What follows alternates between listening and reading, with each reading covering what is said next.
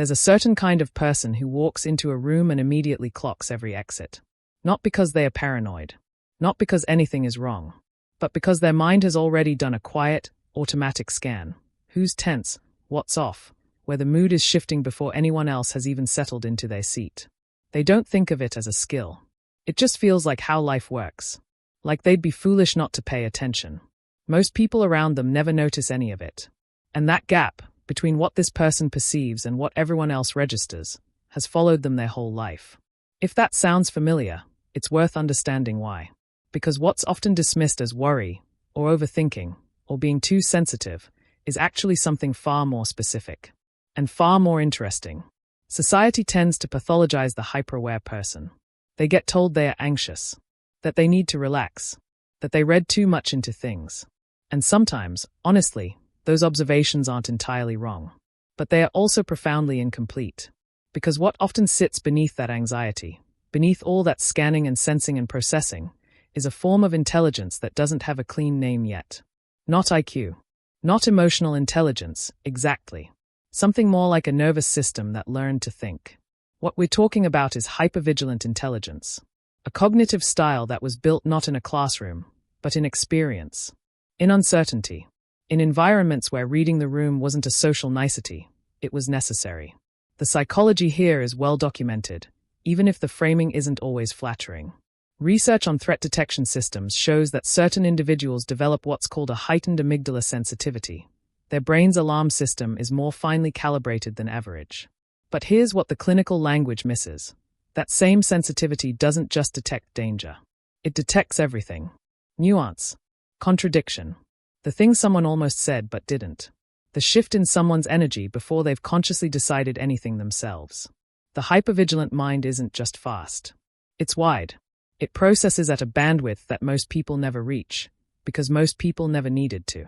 And the reason someone needed to usually comes from early on. This kind of perceptual sharpness doesn't develop in stable, predictable environments. It develops where predictability was in short supply.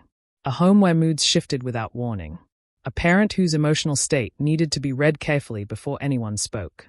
A childhood where being one step ahead wasn't a personality trait, it was how you got through the day. The nervous system, in its extraordinary adaptability, did what nervous systems do. It optimized.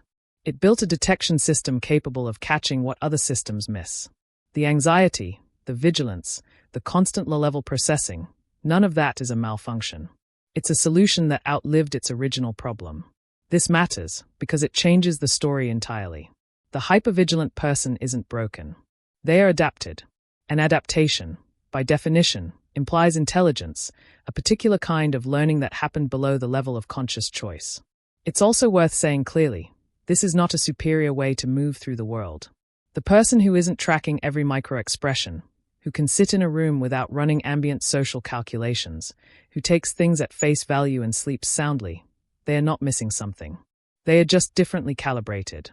Both have real costs. Both have genuine advantages. The relaxed person doesn't carry the weight of constant environmental processing. The hypervigilant person often sees what others walk past entirely. Neither is the right setting. They are just different nervous systems, shaped by different histories, trying to make sense of the same world.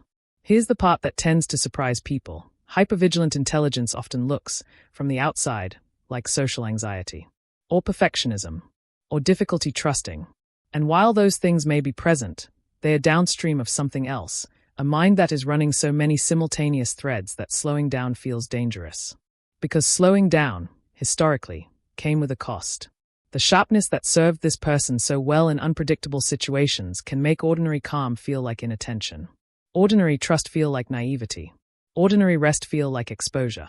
The paradox is that the very thing that makes this kind of person so perceptive can also make the world feel louder than it should. The radar that catches everything doesn't come with a filter.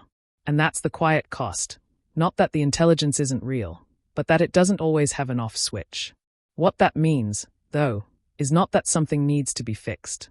It means something needs to be understood. There's a difference between a nervous system that is broken and a nervous system that is doing exactly what it was trained to do, in a context that no longer requires it. Understanding that difference is the beginning of something, not a cure, not a transformation, but a kind of recognition. The recognition that what felt like a flaw most of your life was actually a form of fluency. A language you learned to speak before you had words for it. If something in this resonated, if you've spent most of your life feeling like you were receiving a signal no one else could hear, there's more to understand about how that mind of yours actually works, and what it might be trying to tell you.